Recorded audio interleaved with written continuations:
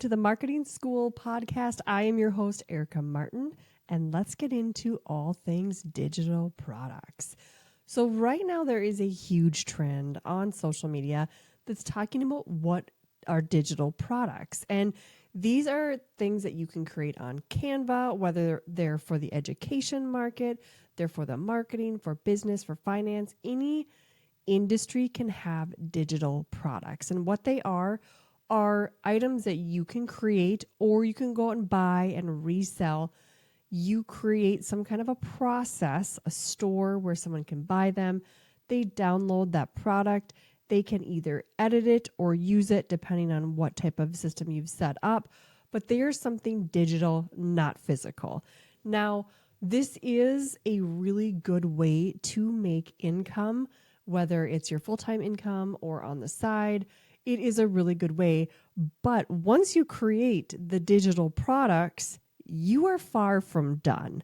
We need to not only market the product, but we need it to stand out from everybody else's products that are out there. So you need to find the people that want the product and make your product stand out. I'm going to tell you exactly how to do that. Now, I have my own marketing products. If you want to see them, click the link in the show notes and you can see exactly what I am doing. I also have products that you can resell, master resell rights, and that's a whole another episode. But those are products that you can buy. You have the rights to them once you make that purchase. Now, digital products, they are, they kind of became a trend within the last 3, 4, maybe 5 years, just because people are now, they're seeing the value that they can create something. They can do it fairly quickly. And with AI, you can do it even faster using something like ChatGPT to help you create and write the copy. And then you take all that information, you plug it into something like Canva, you make it look beautiful. It is a fairly simple process. Now, there's a lot of people, let's say on TikTok, promoting their digital products. A lot of them, I'm going to say most of them, and this is going to offend them, they're spammy as heck. They are spammy. It's all about the income that they're making, and that's it. And that is one way to not sell your digital products. There's the digital products that you can resell. So if you create a digital product, I highly recommend that you not only put it for sale for that industry. So if you're a teacher and you're making like a lesson plan, put it out there for sale for the teacher to buy, but also put another version out there that's a little more money that they can buy themselves and resell it on their own platform. Now you have to have guidelines around reselling it and all of that, but it's a good way for you to make double the income on that one thing that you created. So let's talk about driving traffic to those digital products. Now we're all out here trying to promote our products, right? To make them really, truly stand out, I highly recommend you have these 3 accounts set up. A Pinterest account, a TikTok account, and an Instagram account. Now, you're probably thinking that's a lot of work. This is a side thing that I'm doing. I don't want to take the time to set all that up. I get it. You do not have to take any more time to create on these platforms. You need a couple processes. So TikTok and Pinterest are considered outreach platforms, meaning their job is to get new eyeballs on your content all of the time. They don't really want to show the same person, the same video in your feed, like for example, in TikTok. The strategy and the algorithm around the way TikTok and Pinterest work is to go out and get you new eyes all of the time. With that in mind, those 2 platforms are going to help you get your products noticed the fastest by any means. And then we have Instagram. It is a nurturing platform, meaning it is very hard if you are a new account to get noticed on that platform in the search, because the search in Instagram is not like anything else.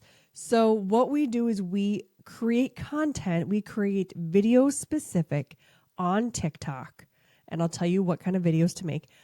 And then we make sure that we use an app called repurpose.io. It's $20 a month. You can go into my Stand store. You will see a link. There's a link to grab that. It is the best $20 a month you will ever spend. I promise you. It is going to take whatever you put on TikTok, it's going to push it to Instagram, and it's going to push it to Pinterest for you. Well worth the money. So now we are using, again, if you want to you also want to push video to Pinterest, and you also want to create pins, which you can create in Canva, and upload those pins about your products. Now, Instagram, back to Instagram. It is a nurturing platform. You can nurture in the posts, the reels, and then the stories. The stories are where the nurturing comes in the most. Those stories, you can actually put a link in the story right to your product. When you are doing a story for your product, make sure you talk about the outcome that the product can bring. So many people, and I am watching these people on social media, so many people are focused on what the product is. So the features, it is, there's 5 pages of this. It will help you do this and blah, blah, blah, blah, like nobody cares. It's the example of the pen, like I've talked about in the past. If I created content, specifically a video, and I only talked about what this pen does, that it writes nice, that it clicks, and all the features of my product, nobody cares. If I now talk about the outcome of using this pen and how this pen will change your life when it comes to the situation where you're in a meeting, your pen stops working, and you're panicked and you don't have anything to write with, and you're looking around the room to the 30 other people in that room, and nobody has a pen, and now you're missing out on what the people are saying because you can't write it down. That is a situation I want you to explain. So let's talk about that. That is the type of content I want you to make. Again, you can make it in your stories. You do want to be in those stories. You want to make stories specifically for Instagram. You cannot use repurpose to push to the stories, only to the reels from TikTok if that's where you're making your video. I have many, many, many other videos about this process, so you can go back and watch, and podcasts on this as well. But you do want to make sure you're using the platforms the way they were intended. So being in there and nurturing people. Now, if you don't want to show your face, that's okay. You don't have to. We happen to have digital products where it's not showing your face, and you can create video without showing your face. Hold your camera down and show like your fingers on the computer, or show the designs you're making and you dragging and dropping a few things, just doing those actions, and then do a voiceover. That's all you need to do. And also you can show from your neck down, like you working with I have a ring light going on right now in my studio. You can show that and point it down so no one has to see your face. That's okay. We call it faceless marketing. It does work. And actually it's very, very popular right now on Instagram. So back to the content that we need to make. We need to ensure that we are painting the picture of our product as being the only option that people have when it comes to solving their problem.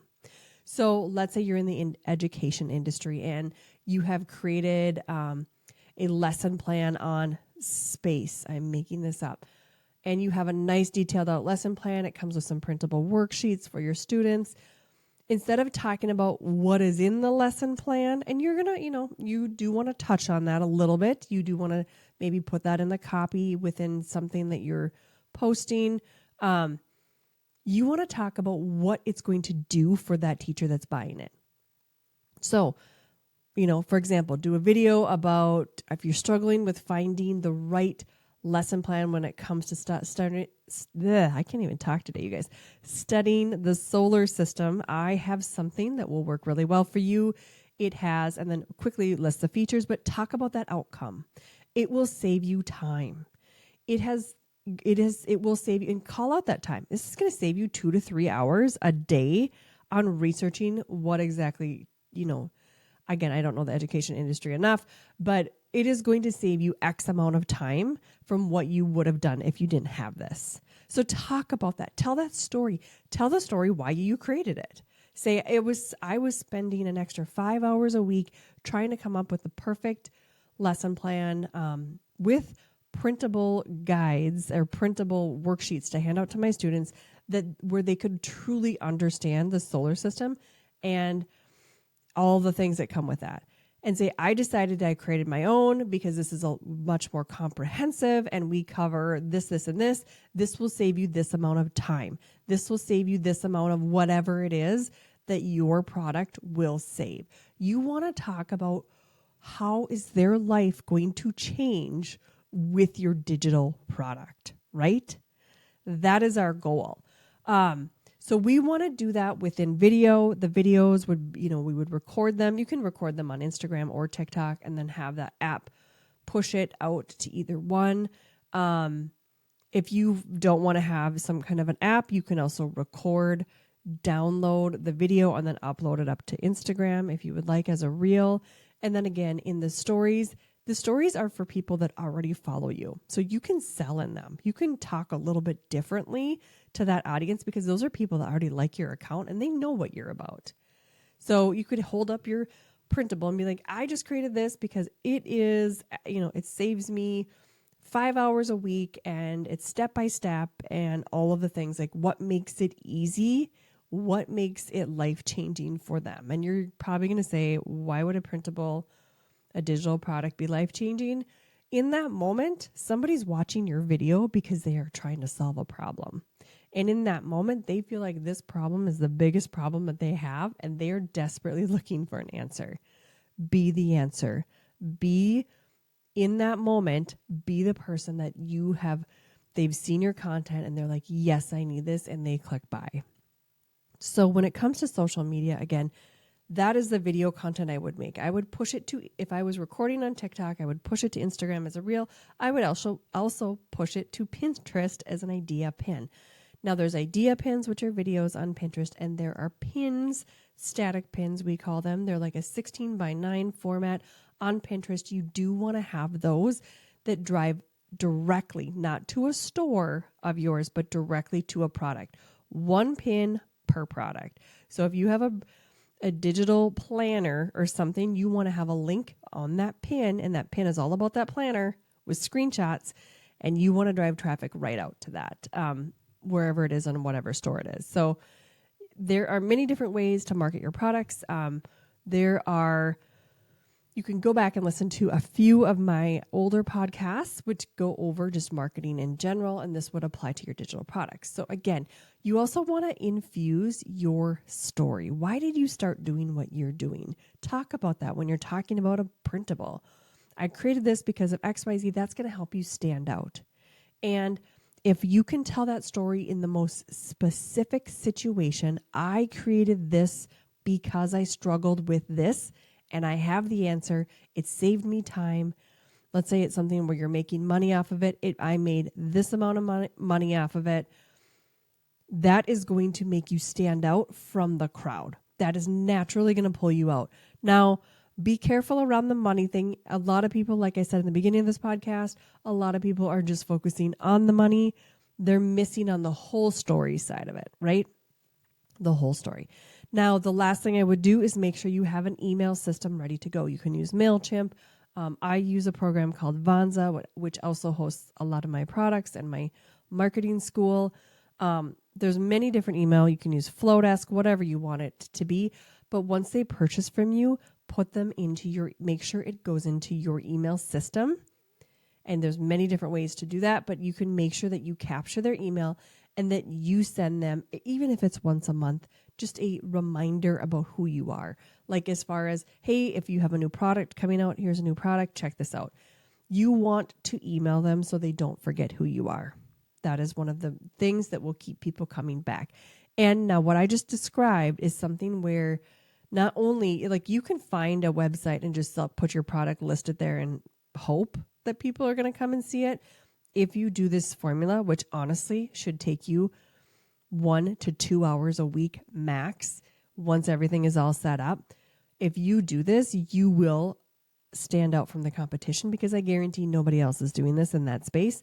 And you will also make probably 4 to 5 times more money, I would assume. I was going to say 3 to 4, but I'm thinking more because nobody else is doing this. So I hope this helped you on your digital product marketing journey, and stay tuned for more episodes. Have a great day.